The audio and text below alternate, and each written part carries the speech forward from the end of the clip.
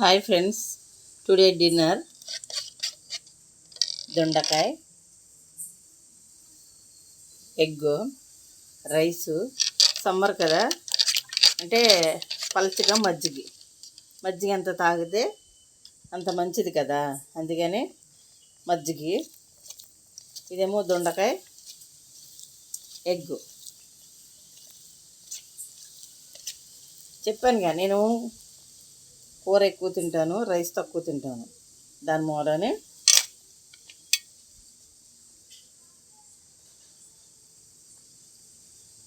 Food item చాలా నుంచి పెట్టట్లేదు కదా, ఎట్లా ఉందో ఒకసారి చెప్పండి. ఇదిగో మజ్జిగ,